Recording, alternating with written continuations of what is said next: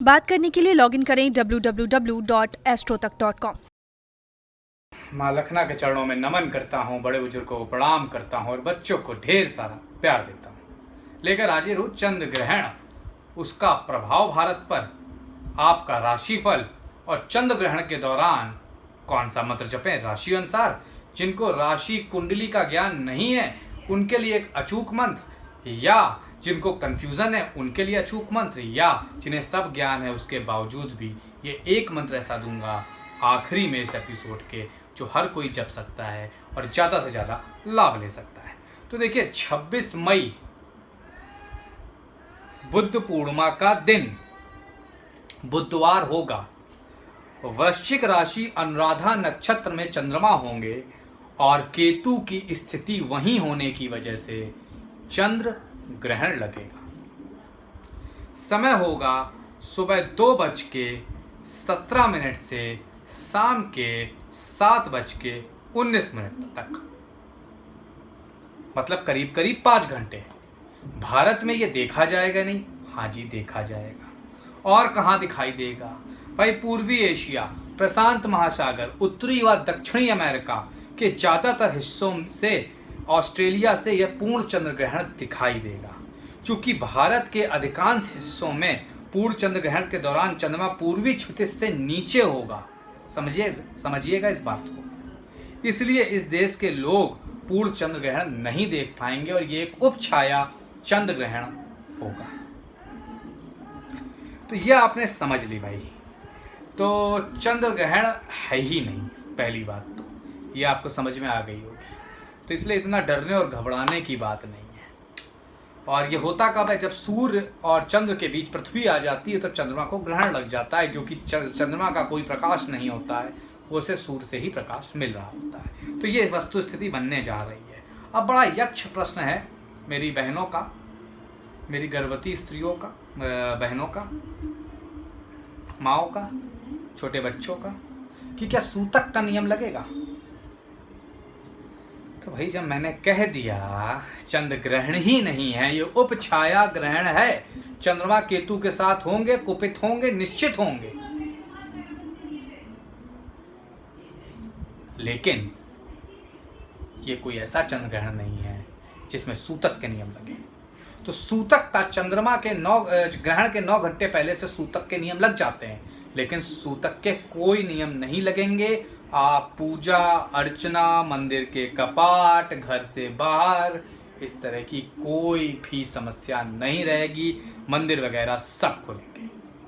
गर्भवती स्त्रियों के लिए जरूर 2-4 लाइनें बोलना चाहूँगा। वो ये देखिए, आप ज़्यादा डर जाती हैं, वो सही भी है। क्यों? क्योंकि हम जनरली कॉशस रह रहे होते हैं जब आप प्रेग्नेंट होती हैं।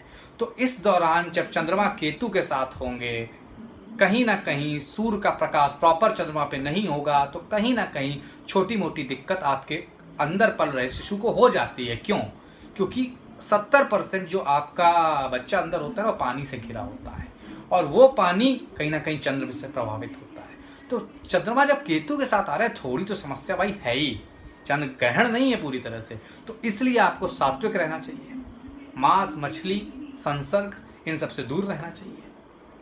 उसी के साथ साथ अपने ईष्ट, अपनी राशि अनुसार मंत्र, या जो मैं आखिरी में मंत्र पढ़ूंगा उसे उस 5 घंटे के दौरान जरूर पढ़ना चाहिए, और ख़ास तौर से 3 से 4:30 के बीच जरूर पढ़ना चाहिए। वो मोक्ष, वो परम काल होगा, परमग्रास काल होगा, उस समय आपको बहुत लाभ मिलेगा। तो ख़ास तौर से गर्भवती स्त्रियों को भी कोई डरने और घबराने की जरूरत नहीं है इस चंद्र ग्रहण से। तो ये उपछाया चंद्र ग्रहण है, भारत के कुछ हिस्सों में दिखाई दे रहा है, सूतक के कोई नियम नहीं लग रहे हैं। राशि फल, क्योंकि कोई भी चंद्र ग्रहण आता है कुछ ना कुछ फल लेके आता है, और चंद्र ग्रहण का प्रभाव 14 दिन पहले से देखा जाता है, 14 दिन बाद तक रहता है। तो इसलिए इस चंद्र ग्रहण को मैं डिटेल में आपको समझा रहा हूँ, और क्योंकि कहीं ना कहीं चंद्र केतु के साथ है, थोड़ा इम्पैक्ट है, और ख़ास तौर से 1 हफ्ते तक तो ज़्यादा रहता है, उसके बाद ये ख़त्म हो जाता है। तो आप ये कह सकते हैं ये जो पूरा वीक है 24 से 30 वाला, इसमें इम्पैक्ट रहेगा, इसके बाद धीरे धीरे कम होने लगेगा। तो ज़रूर थोड़ा ख्याल रखिएगा, और राशिफल बता देना, उसके उपाय बता देना, थोड़ा ध्यान दीजिएगा, तो जिससे आपको ज़्यादा से ज़्यादा लाभ हो। और मैं चाहता हूँ कि आपको इससे ख़ास तौर से कुछ ऐसी चीज़ें बता दूँ जिससे कि राशि अनुसार चीज़ें निपट जाएँ आसानी से। मेष राशि वालों, अष्टम भाव में ये ग्रहण लग रहा है, तो कोर्ट कचहरी पुलिस इन सबसे दूर रहना है। इसी के साथ साथ भगवान का जितना हो सके नाम जपना, एक्सीडेंट होने के चांसेस बने रहेंगे, गाड़ी ध्यान से चलाइएगा, कर्ज के लेन देन से बचिएगा। अचानक धन प्राप्ति के हालांकि योग बनते दिख रहे हैं। आपको अगले 14 दिन लगातार हनुमान जी की पूजा, श्री राम की पूजा, हनुमान चालीसा और श्री राम जी की पूजा जरूर करनी है। अब बात कर लेते हैं भाई वृषभ राशि वालों की। वृषभ राशि वालों, कहीं ना कहीं आपके 7वें घर में है। निश्चित तौर पर व्यापार में थोड़ा ध्यान देना है। लड़ाई झगड़े घर में बढ़ सकते हैं, उस पर ध्यान देना है। क्रोध पे कंट्रोल कम हो सकता है, उस पर ध्यान देना है। उसी के साथ साथ खास तौर से अपने माता पिता और पत्नी का सेहत का भी ख्याल रखना है। उपाय की बात करूं तो महालक्ष्मी मंत्र की या महालक्ष्मी चालीसा का पाठ करिएगा। बात कर लेते हैं मिथुन राशि वालों की। मिथुन राशि वालों के 6ठे घर में होने की वजह से शत्रुओं का नाश होगा, लेकिन सर्दी जुकाम बुखार इस तरह की छोटी मोटी चीज़ें आपके साथ अगले 14 दिन तक हो सकती हैं, बहुत बड़ी नहीं होगी। इसका ख्याल रखिएगा। नौकरी में थोड़ी उलझनें भी आ सकती हैं। कर्ज का लेन देन नहीं करना है। उसी के साथ साथ खास तौर से मिथुन राशि वालों को बजरंग बाण का पाठ करना है। अब बात कर लेते हैं भाई कर्क राशि वालों की। संतान से रिलेटेड कोई चिंता, प्रेम विवाह में समस्या, शेयर मार्केट में नुकसान, कर्जों में नुकसान, धन हानि के संकेत मिल रहे हैं, ध्यान रखिएगा। इसके लिए आपको ज़्यादा से ज़्यादा खास तौर से भगवान रुद्र की उपासना करनी चाहिए। अगले 14 दिन रुद्राष्टक का भी पाठ कर सकते हैं। बात कर लेते हैं सिंह राशि वालों की। सिंह राशि वालों, आपके 4थे घर में सरकार से समस्या, घर में समस्या, घर में लड़ाई झगड़े या फिर माता से अनबन, माता के स्वास्थ्य में दिक्कत, इस तरह की चीज़ें हो सकती है। शिक्षा में भी रुकावट आ सकती है। इसके लिए क्या करना चाहिए भाई? आपको गणेश जी की पूजा करनी चाहिए। गणेश चालीसा का पाठ करें, लाभ मिलेगा। कन्या राशि वालों, 3रे भाव में गोचर है। छोटी मोटी यात्रा टाल दें। भाई बहनों से विवाद में ना पड़े। पैतृक संपत्ति खरीद फरोख्त में ना जाए। यात्राओं से जो अगर कुछ आप करना चाहते हैं तो अगले 14 दिन खास तौर से ना करें। उसी के साथ साथ अपने रिश्ते अच्छे रखने के लिए गुरु का आशीर्वाद लेकर ही घर से निकलें, अगर घर से बाहर जाते हैं। नहीं तो गुरु को रोज़ सुबह पूजा के समय याद जरूर करें, लाभ मिलेगा। बात कर लेते हैं तुला राशि वालों की। तुला राशि वालों को निश्चित तौर पर अपने खर्चों पे कंट्रोल रखना है, वाणी पे कंट्रोल रखना है, कहीं उलझना नहीं है किसी से, हम्बल रहना है, माता पिता से का ध्यान रखना है। बस इतना कर लीजिए, सब ठीक होगा। दुर्गा चालीसा का पाठ करिएगा इस दौरान। वृश्चिक राशि वालों, आपके लग्न में कॉन्फिडेंस लूज हो सकता है, भाइयों से विवाद हो सकता है, माता पिता से विवाद हो सकता है, पड़ोसी से झगड़े हो सकते हैं, संबंध विच्छेद विवाह में, प्रेम में हो सकता है अगले 14 दिन।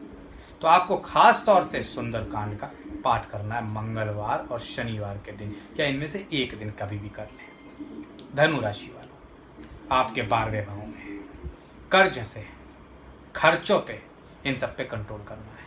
उसी के साथ साथ बेड प्लेजर, वोमेन वाइन, इनसे दूर रहना है। शनि की 7.5 पे भी खत्म नहीं हुई है, तो थोड़ा ख्याल रखिएगा। कोई छोटा मोटा रोग उभरे उसकी दवा तुरंत लीजिएगा, नहीं तो बढ़ने की संभावनाएं बनी रहेंगी। अब बात कर लेते हैं आपके उपाय की। संतान गोपाल का पाठ करिएगा, माँ विंध्यवासिनी की चालीसा पढ़िएगा। मकर राशि वालों,